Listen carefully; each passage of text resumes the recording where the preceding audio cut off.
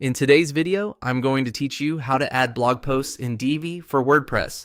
We'll walk through the basic publishing process from inside your WordPress dashboard. So if you're new to Divi or WordPress in general, this will be a simple and practical starting point. The good news is that creating a blog post is very straightforward once you know where everything is. First, go to your WordPress dashboard.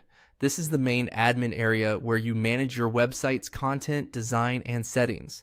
Since blog posts are created from inside WordPress itself, this is where the process begins. Once you're in the dashboard, look for the new option. This is the quick way to start creating fresh content without having to search through menus. When you click New, WordPress gives you a few content types you can create, depending on how your site is set up. From there, click Post. This opens a new blog post editor where you'll be able to build out the article you want to publish on your site. In Divi-based websites, the blog post itself is still created here in WordPress, while Divi often controls how posts are displayed on the front end of the website. So even if your site uses Divi, this is still the correct place to add the actual post content. Now enter your title. Your title is one of the most important parts of the post because it tells readers what the article is about right away.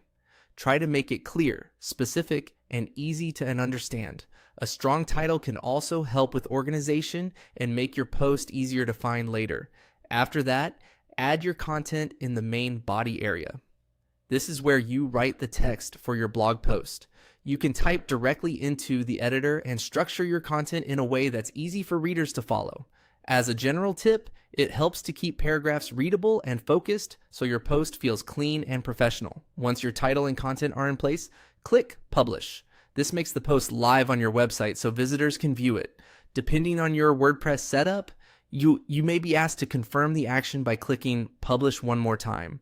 If that happens, just go ahead and confirm it. And that's it. You've successfully added a blog post in Divi for WordPress. As you create more posts, this process will become second nature. Thanks for watching, and I'll see you in the next video.